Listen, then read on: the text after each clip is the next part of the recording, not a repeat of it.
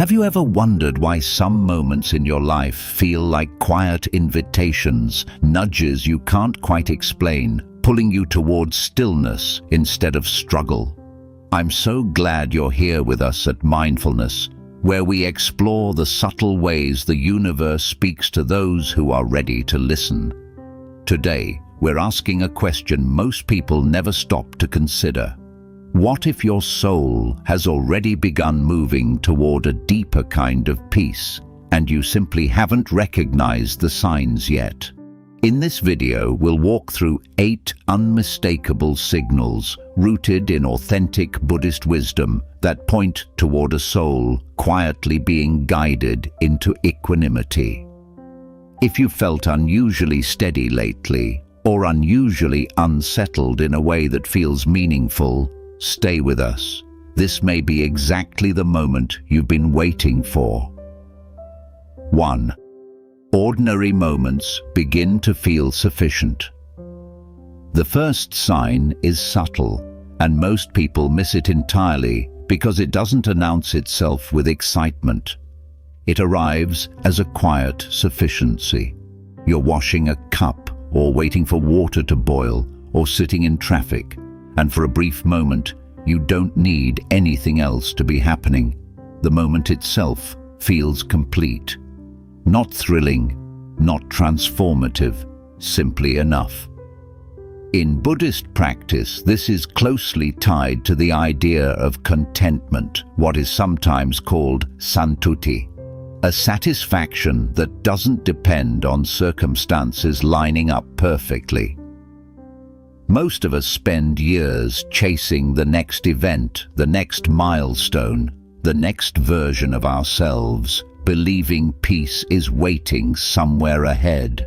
But equanimity doesn't usually arrive as a peak experience. It arrives as a lowering of the bar for what counts as okay. A folded towel becomes enough. A quiet room becomes enough. Your own breathing becomes enough. This doesn't mean ambition disappears or that you stop caring about your life. It means the relentless internal pressure to always be somewhere else, doing something more impressive, begins to soften. You start noticing how much energy you used to spend resisting the present moment, wishing it were different, wishing it would hurry up and become the future.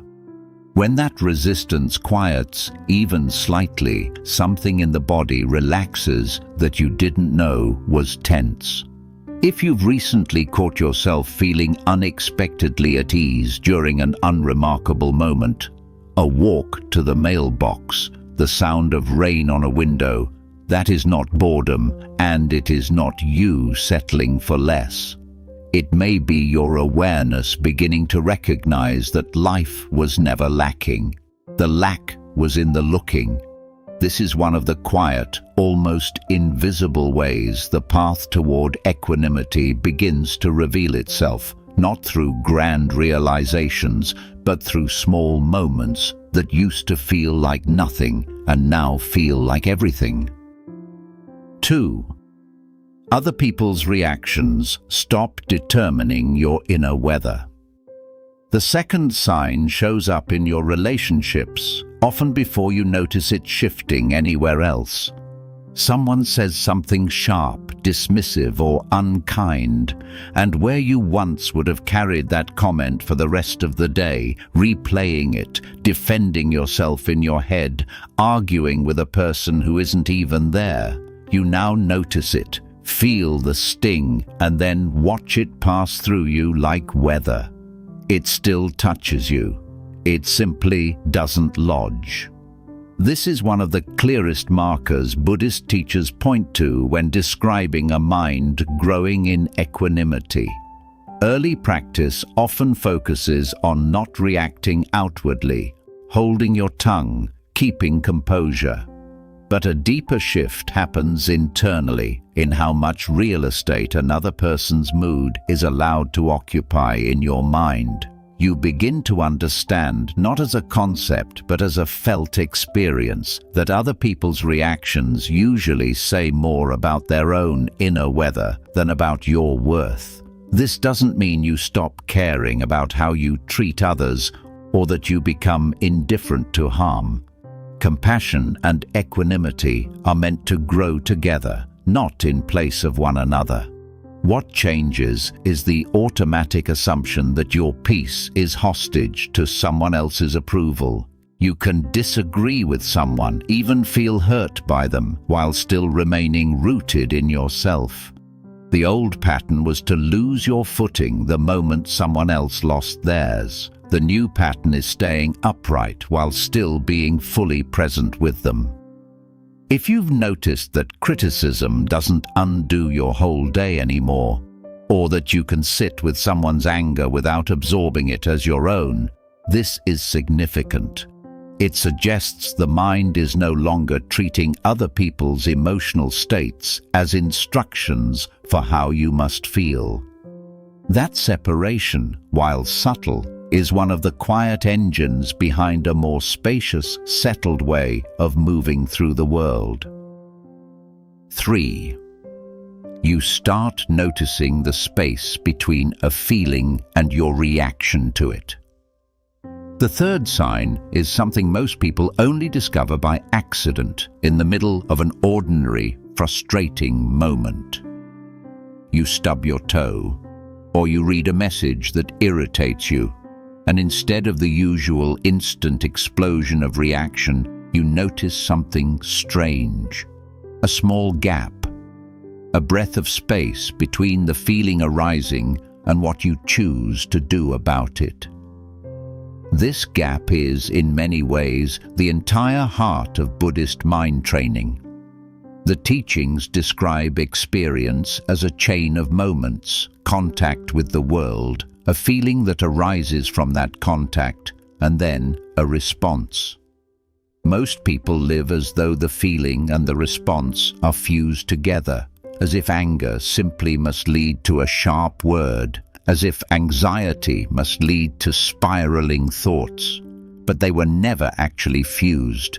There was always a small space between them. Most of us simply never had the stillness to notice it. When equanimity begins to grow, that space becomes visible for the first time. You feel the irritation rise, hot and immediate, and instead of being swept into it, you watch it rise. You might even feel curious about it, the way you'd watch a wave build before it breaks, rather than feeling like you are the wave itself. This is not suppression. The feeling is not being pushed down or denied. It is being met, witnessed, and allowed to move through without controlling your next action. This sign often appears first in small, low-stakes situations before it shows up in the bigger ones. You might notice it while waiting in a slow line at a store before you notice it during a real conflict. That's normal. The gap widens with practice, the same way a muscle strengthens with use. If you've recently caught yourself pausing, even half a second longer than usual, before reacting to something uncomfortable, that pause is not hesitation or weakness. It is the early architecture of a steadier mind. 4. Comparing your life to others begins to lose its grip. The fourth sign tends to surprise people the most because it touches something most of us have struggled with for years without ever naming it directly: the quiet, constant habit of measuring our life against someone else's. Their career, their relationship, their body, their seemingly easier path. For a long time, this comparison runs in the background like a program you never agreed to install, quietly shaping how satisfied or dissatisfied you feel with what you actually have. As equanimity deepens, something shifts in how this comparison lands. You might still notice someone else's success, their good fortune, their apparent ease, but it stops triggering the same automatic sense of lack inside you. There's a difference between noticing and being wounded by noticing. The first is simply awareness. The second is the old habit of using other people as a measuring stick for your own worth. Buddhist teaching often points to the idea that craving and comparison are close cousins. We don't just want good things, we want them in relation to others. We want to be ahead, or at least not behind. This craving creates a kind of low-grade suffering that hums constantly beneath ordinary life, rarely loud enough to demand attention, but persistent enough to quietly erode contentment. When the grip of comparison loosens even slightly, an enormous amount of mental noise simply falls away, not because you forced it to stop, but because you stopped feeding it your attention. This doesn't mean ambition or admiration disappear. You can still be inspired by someone else's path without needing your own life to look identical to it. The difference is subtle but profound. Admiration expands you, while comparison contracts you. If you've recently felt less need to check where you stand relative to others, less pulled to measure your timeline against someone else's, this is a meaningful sign. It suggests your sense of worth is beginning to root itself in something steadier than comparison, something that doesn't fluctuate with every glance at someone else's life. 5. Silence stops feeling uncomfortable. The fifth sign often goes unnoticed until someone points it out, because it shows up as an absence rather than a presence. You stop reaching for your phone the instant a room goes quiet. A pause in conversation no longer feels like something that needs to be filled.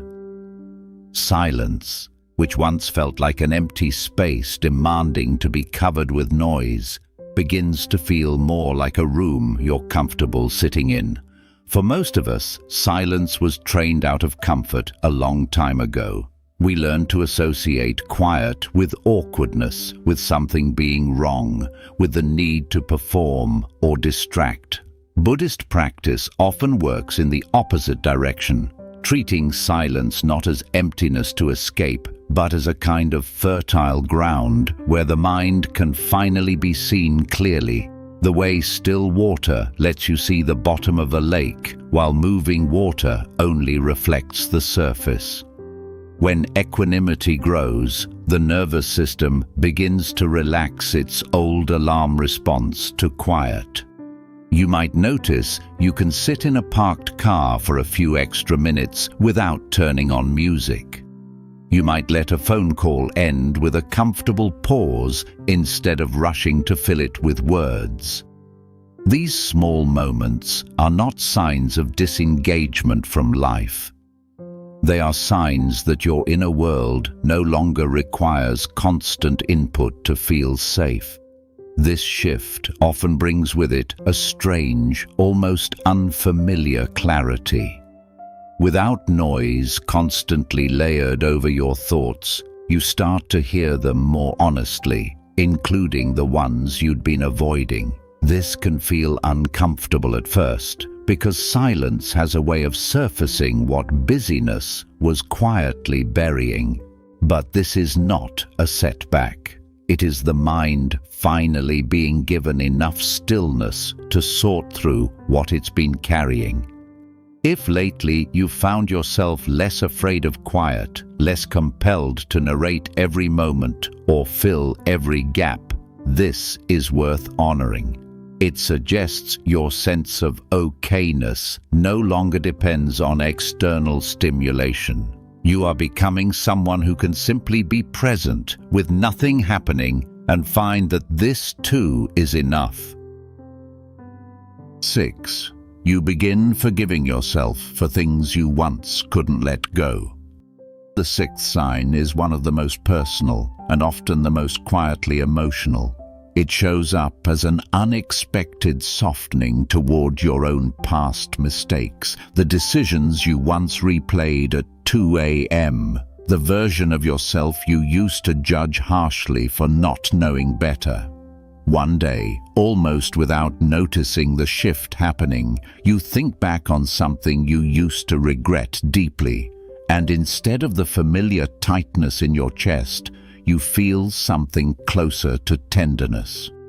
Buddhist teaching speaks often about the suffering we create not through what happens to us, but through our relationship with what happened. Regret, when left unexamined, tends to calcify into self-judgment. And self-judgment is one of the heaviest weights a mind can carry. Equanimity doesn't erase the past or pretend mistakes didn't happen. It changes how you hold them. The events stay the same. Your grip on them loosens. This kind of forgiveness rarely arrives as a single dramatic moment. More often, it accumulates quietly, the way sediment settles in still water. You notice one day that a memory which used to sting now simply feels like information, something that happened to a younger, less experienced version of you, someone doing the best they could with what they understood at the time. There is a profound difference between excusing harm and understanding it with compassion. Equanimity makes room for the second without requiring the first. This sign often coincides with a broader softening toward others as well. As you become less harsh toward your own past, you often find yourself less harsh toward other people's mistakes too, recognizing the same confusion and limited understanding in them that you now recognize in your own history. If you've recently noticed an old memory losing its sharp edges, or found yourself speaking to your past self with more kindness than judgment, this is significant. It suggests the part of you that keeps score is finally being asked to put the ledger down. 7. Your sense of identity stops depending on a fixed story. The seventh sign is quieter and more philosophical than the others, but it tends to bring some of the deepest relief. For most of our lives, we build an identity, a story we tell about who we are, what we're good at, what defines us, what we could never be. This story feels solid, almost sacred. We defend it instinctively, even when parts of it no longer fit who we've become. As equanimity deepens, something begins to loosen around this fixed sense of self. You may notice you're less defensive when someone challenges an opinion you hold, less destabilized when a label you once clung to. The hard worker, the strong one, the person who always has it together, no longer feels accurate. Instead of feeling threatened by this, there's a strange relief in it. If who you are isn't fixed, then who you are becoming isn't limited either. Buddhist teaching points to this directly through the idea of impermanence, not as an abstract philosophical concept, but as something you can feel in your own changing moods, opinions, and roles across a single day. The self that grew anxious this morning is not the same self that feels calm tonight. The self that made a mistake 5 years ago is not identical to the self reading these words now. When you stop needing your identity to be solid and unchanging, an enormous burden lifts, the burden of constantly defending a version of yourself that was never meant to stay still in the first place. This doesn't mean you lose your values or your sense of direction.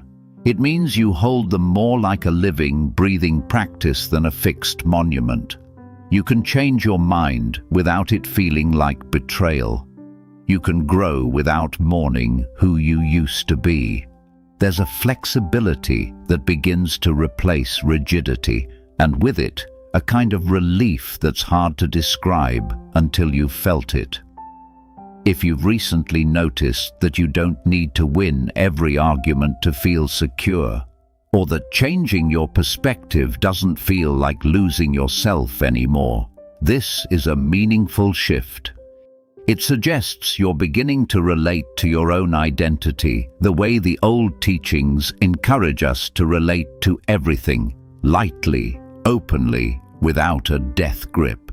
And in that lightness, there is an unexpected kind of strength. 8. Difficult moments. Start feeling workable instead of overwhelming. The 8th and final sign is perhaps the most practical because it shows up exactly when life gets hard. It's easy to feel calm when everything is going well. The real test and the real sign of growing equanimity is what happens when something genuinely difficult arrives. A loss, a setback, an illness, a relationship ending. For most of our lives, hard moments feel like floods, total, overwhelming, as though the difficulty has swallowed everything else about who we are. When equanimity grows, something shifts in how difficulty is met. The pain doesn't disappear, and this is important to understand clearly. Equanimity is not the absence of suffering, but instead of the difficulty consuming your entire field of awareness, it begins to feel held within a larger space. You can be deeply sad about something and still notice the warmth of sunlight on your skin. You can be afraid about an uncertain outcome and still taste your food, still laugh at something genuinely funny, still feel love for the people around you.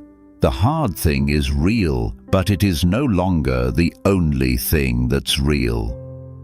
This is sometimes described in Buddhist teaching through the image of a small amount of salt stirred into a glass of water versus the same amount of salt stirred into a vast, flowing river.